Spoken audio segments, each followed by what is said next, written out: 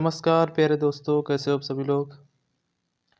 चलिए आज हम फिर से जीएस की अगली सीरीज में लेके आए हैं कुछ इम्पोर्टेंट क्वेश्चन। सभी लोग जल्दी से शेयर कर दीजिए और ज़्यादा से ज़्यादा लोगों के पास शेयर कर दीजिए। चलिए तो हम लोग क्वेश्चन को स्टार्ट करते हैं। देखिए पहला क्वेश्चन है, संयुक्त राष्ट्र महासभा के नए नौवे, यहाँ पे हो जाएगा नौवे, नहीं नौवे, यहाँ पे नौ हो जाएगा। नौवे महासचिव निम्नलिखित में से कौन है। संयुक्त राष्ट्र महासभा के नौवे महासचिव निम्नलिखित में से कौन है। ठीक है, तो इसका आंसर क्या हो जाएगा। इसका आंसर हो जाएगा एंटोनियो गुटेरस। ठीक, एंटोनियो गुटेरस ये नौवे महासचिव हैं, क्योंकि देखो इनका कार्यकाल 2021 को खत्म हो गया था, लेकिन इनको दोबारा से बना दिया गया यूएनओ का महासचिव। ठीक, तो महासभा जो होती है, पहले जो यूएनओ होता है, यूएनओ के बारे में जानते हैं, संयुक्त राष्ट्र संघ, जिसकी स्थापना कब होती है, 24 अक्टूबर 1945 को स्थापना होती है। उसी यूएनओ के 6 अंग हैं, 6 अंग होते हैं। 6 अंग में एक होता है महासभा। ठीक, सारे काम महासभा ही करती है। लगभग 6 अंग हैं। 6 अंग में एक महासभा होती है, जिसको महासभा को विश्व की लघु संसद भी कहते हैं। क्या कहते हैं इसको, लघु संसद। विश्व की लघु संसद भी कहा जाता है। ठीक है, एंटोनियो गुटेरेस इसके क्या हैं, अध्यक्ष हैं। और यूएनओ के जो प्रथम अध्यक्ष थे, या हम कह सकते हैं महासभा के प्रथम अध्यक्ष कौन थे, तो इसके त्रिगवेली थे प्रथम।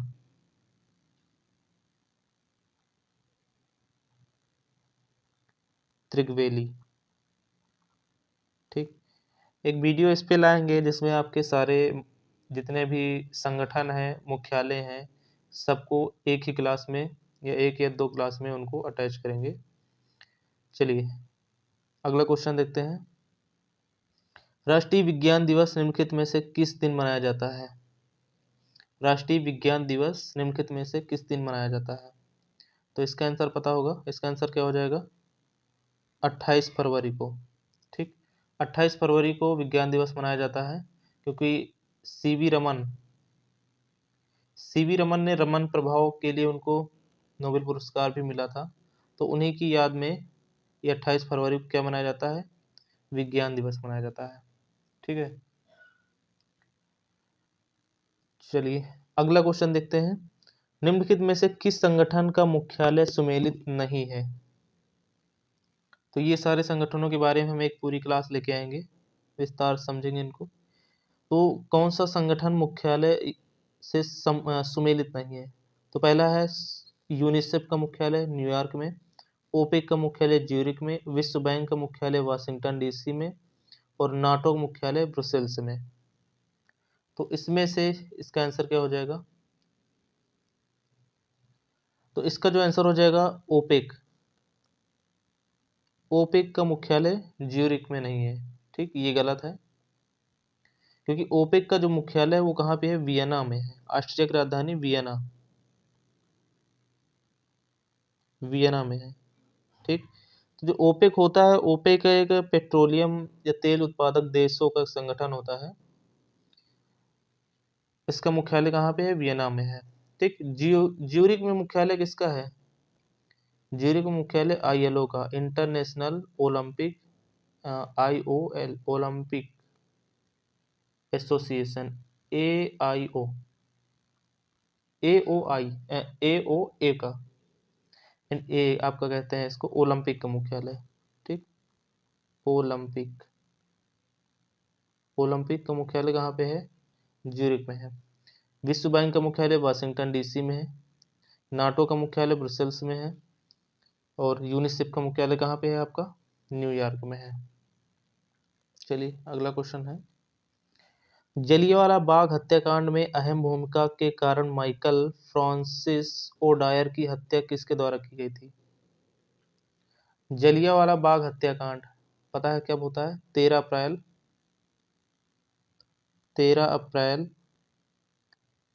1919 को जलियांवाला बाग नरसंहार के नाम से अब इसको जानते हैं, ये घटना हुई थी। तो जिसमें किसने गोली चलवाई थी? जनरल डायर या फ्रांसिस ओडायर इसको नाम है पूरा। तो इसकी हत्या किसने की थी? डायर की, उधम सिंह। इसका आंसर क्या हो जाएगा? उधम सिंह ने। चलिए अगला क्वेश्चन है, इसरो के प्रथम अध्यक्ष कौन थे? इसरो के प्रथम अध्यक्ष, तो इसका आंसर क्या हो जाएगा? इसरो के जो प्रथम अध्यक्ष थे विक्रम साराभाई। ठीक, इसरो के जो प्रथम अध्यक्ष थे विक्रम साराभाई। इसरो की स्थापना कब होती है? 1969 में। ठीक, 15 अगस्त 1969 में इसरो की स्थापना होती है। इसरो के जो वर्तमान अध्यक्ष हैं, वर्तमान अध्यक्ष कौन है? एस सोमनाथ। एस सोमनाथ वर्तमान अध्यक्ष हो जाएंगे इसरो के। ठीक, इसरो के हेडक्वार्टर कई सारे हैं, जिसमें विक्रम साराभाई जो अंतरिक्ष केंद्र है तिरुवनंतपुरम में है। सतीश धवन अंतरिक्ष केंद्र कहाँ पे है आपका? आंध्र प्रदेश में है, श्रीहरिकोटा में। चलो नेक्स्ट क्वेश्चन देखते हैं। अगला क्वेश्चन है, भोटिया भारत के किस राज्य से संबंधित अनुसूचित जनजातियों में से एक है? भोटिया जनजाति कहाँ पे पाई जाती है भारत में? ठीक, देखो भोटिया जो जनजाति है ये आपका पड़ता है उत्तराखंड में। भोटिया जनजाति कहाँ पे है? उत्तराखंड में। मध्य प्रदेश में सबसे अधिक जनजातियां हैं। सबसे ज़्यादा जनजाति कहाँ पे है? मध्य प्रदेश में। सबसे अधिक एसटी कहाँ पे आते हैं?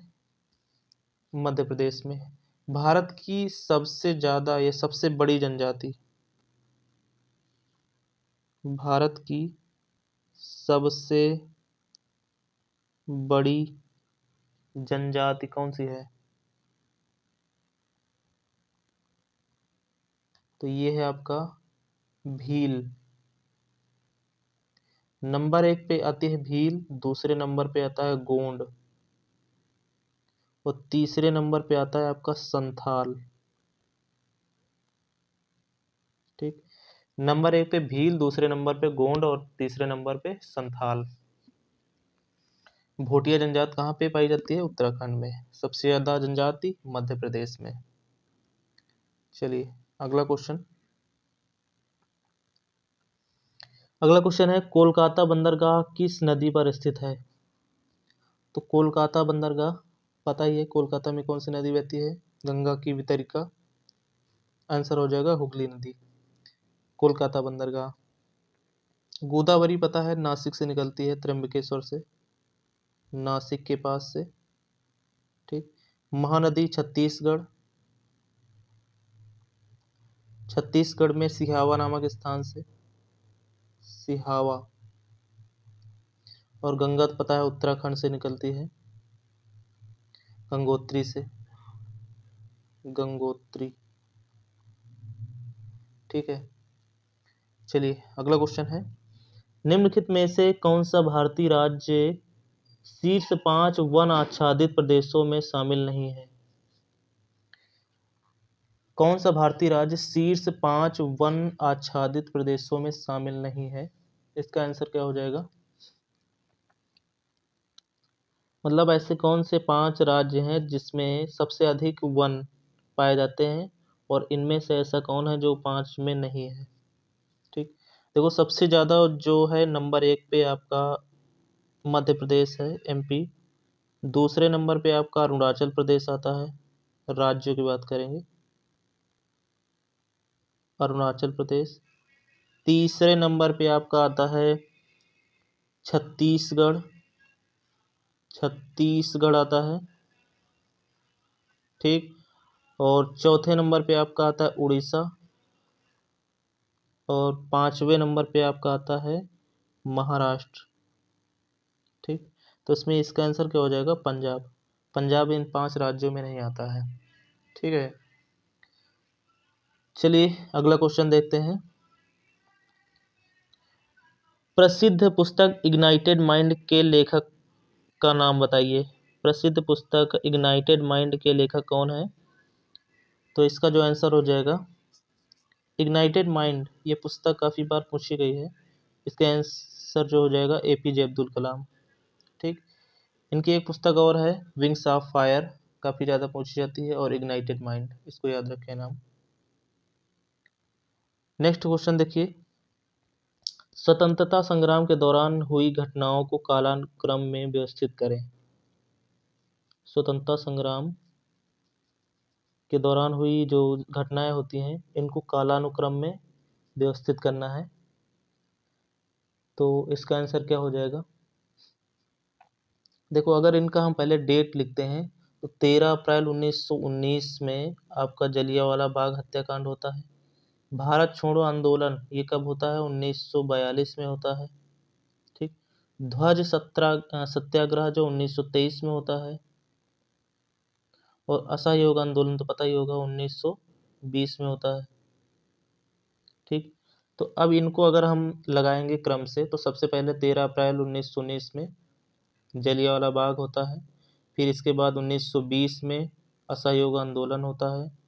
फिर इसके बाद 1923 में ध्वज सत्याग्रह। 1942 में इसके बाद क्या हो जाएगा?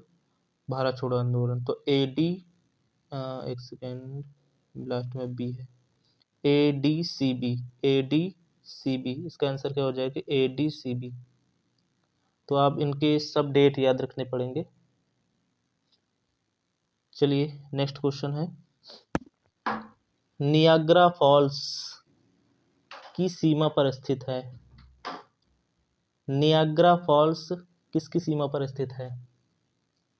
ऑप्शन है कनाडा USA, फ्रांस और जर्मनी, मैक्सिको और ग्वाटेमाला, USA और मैक्सिको।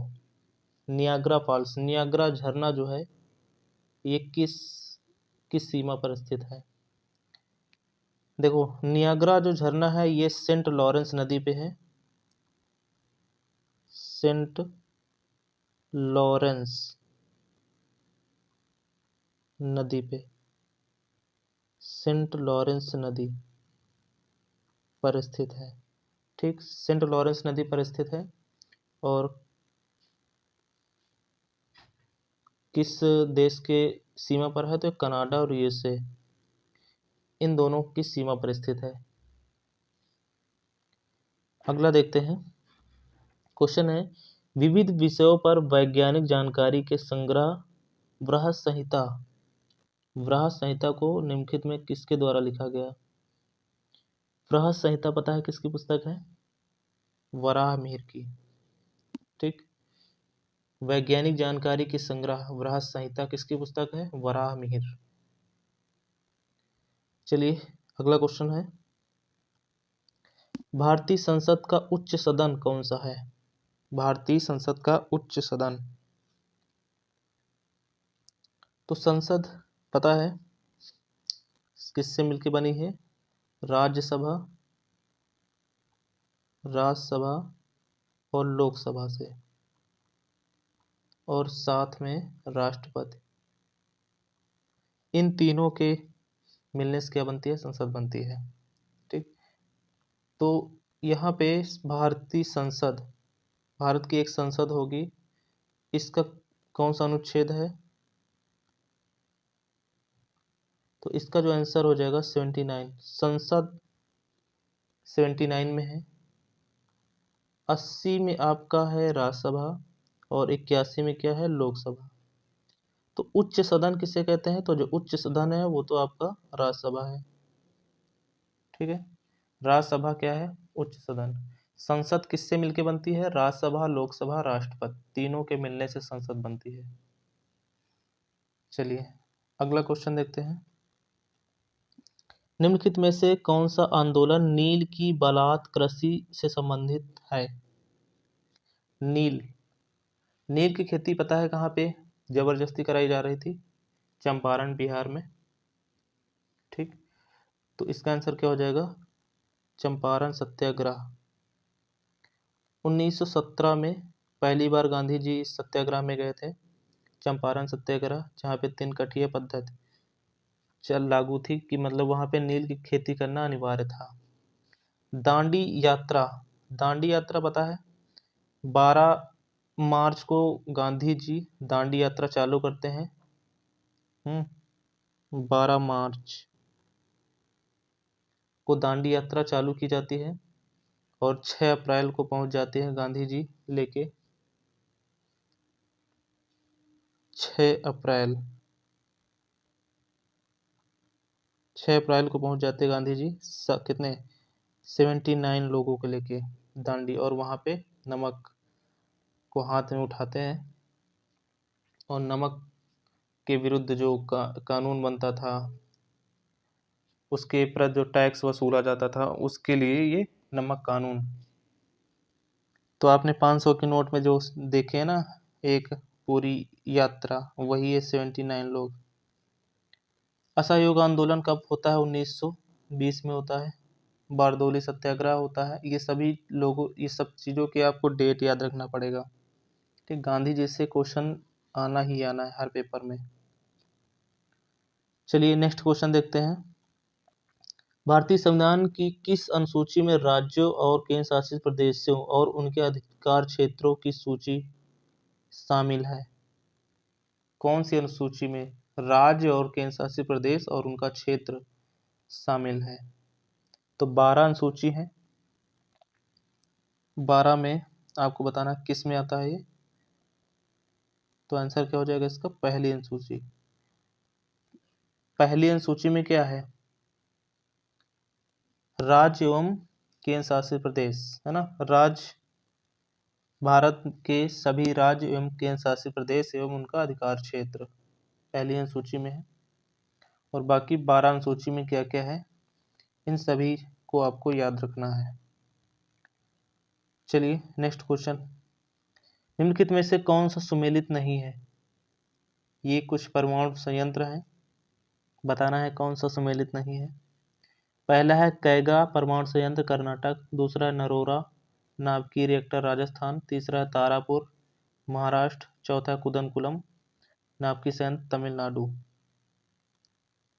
इसका जो आंसर हो जाएगा कौन सा हो जाएगा? नरोरा। ये सुमेलित नहीं है। क्यों नहीं है?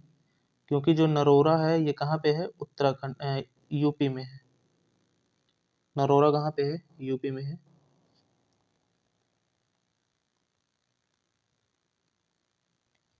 कैगा कर्नाटक में है, तारापुर महाराष्ट्र में है। ठीक, रावत भाटा राजस्थान में है। रावत भाटा ये आपका कहाँ पे? राजस्थान में है। कुदनकुलम तमिलनाडु में है। सबसे बड़ा संयंत्र कौन सा है? नाभिकीय, ये आपका कुदनकुलम सबसे बड़ा संयंत्र है। नाभिकीय शक्ति संयंत्र भारत का सबसे बड़ा है। चलो नेक्स्ट क्वेश्चन देखते हैं। सबसे पहले इंटरनेट का नाम क्या है? सबसे पहला इंटरनेट कौन सा है? तो जो विश्व का सबसे पहला इंटरनेट है वो अमेरिका, यूएसए की आर्मी ने लॉन्च किया था। यूएसए की आर्मी ने, अमेरिका की आर्मी ने उसको लॉन्च किया था पहला नेट। तो उसका जो नाम है उसका नाम है ARPANET. ARPANET advance research program agency net, इसका फुल फॉर्म होता है advance research program agency net. ARPANET विश्व का पहला इंटरनेट है। अगला क्वेश्चन देखो। विंडोज निम्नलिखित में से किसका उदाहरण है? विंडोज क्या है? विंडोज का नाम सुना होगा, लैपटॉप में कंप्यूटर में होता है विंडोज। विंडोज निम्नलिखित में से क्या है? ऑपरेटिंग सिस्टम है, हार्डवेयर है, एक्टिव डेस्कटॉप है, इनमें से कोई नहीं। तो जो विंडोज होता है वो क्या है, प्रकार का आपका ऑपरेटिंग सिस्टम होता है। ऑपरेटिंग सिस्टम कई सारे हैं, एक लिनक्स है, एंड्रॉयड है, मैक है, एमएस डॉस है। ये सारे क्या हैं, ऑपरेटिंग सिस्टम होते हैं, जिनके द्वारा क्या होते हैं कि सब जितने आपके मोबाइल, लैपटॉप, कंप्यूटर ये चलते हैं, इनकी इनमें जो एप्लीकेशन होता है इन्हीं के द्वारा चलते हैं, ऑपरेटिंग सिस्टम के द्वारा। ठीक, तो लिनक्स होता है,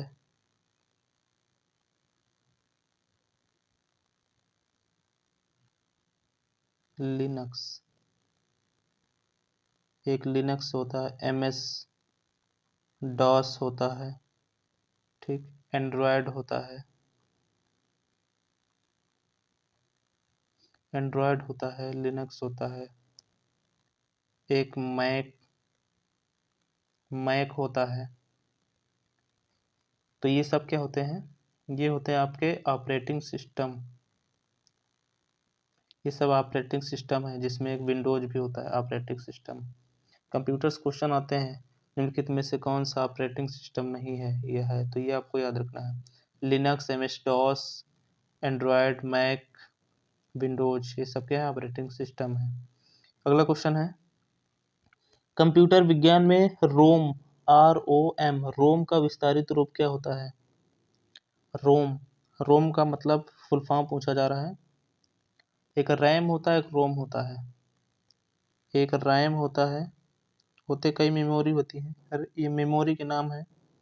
एक रोम होता है। ठीक, तो रैम रैंडम एक्सेस मेमोरी, और रोम क्या होता है, रीड ओनली मेमोरी।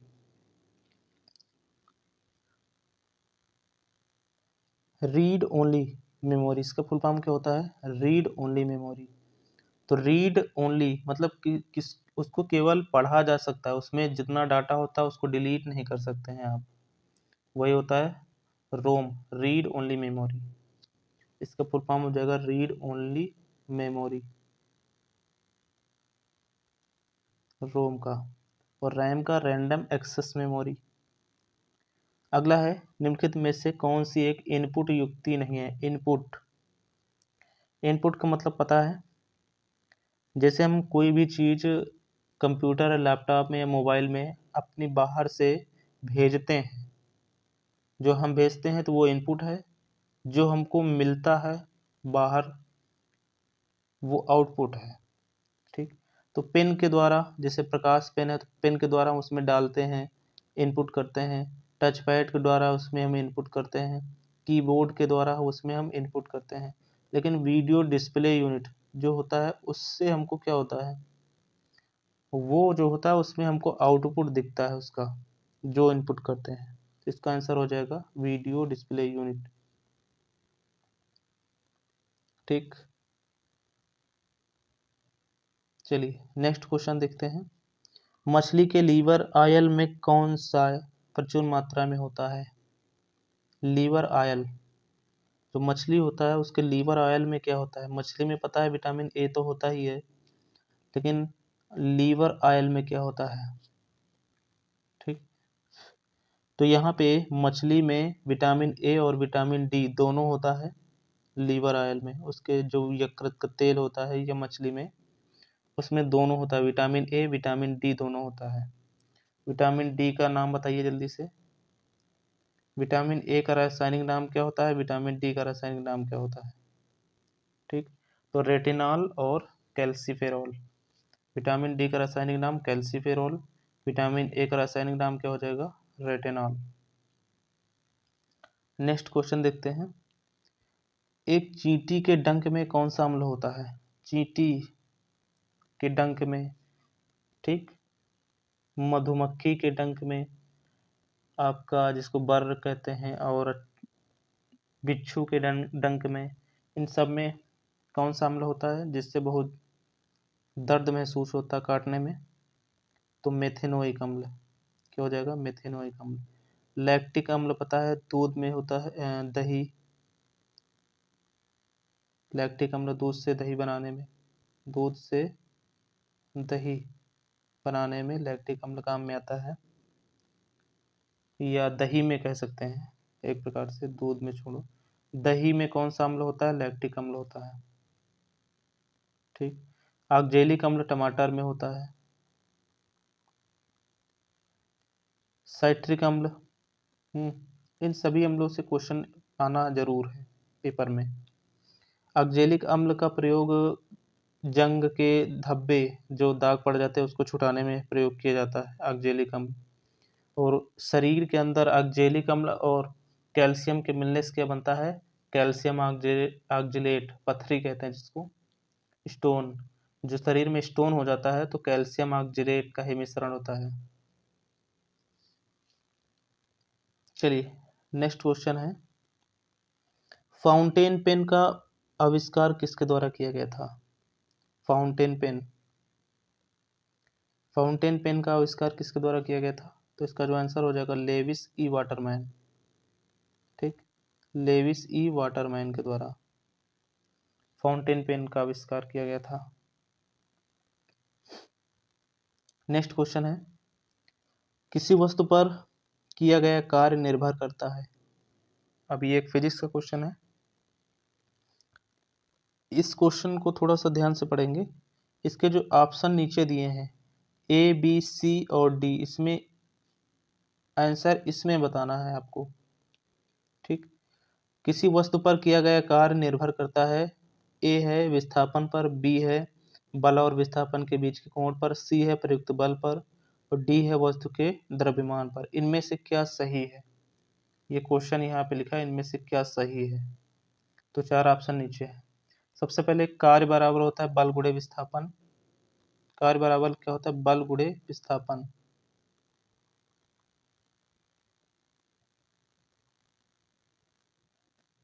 ठीक, इसका फार्मूला होता है W बराबर एफ एस कॉस थीटा, अगर कोण भी है तो।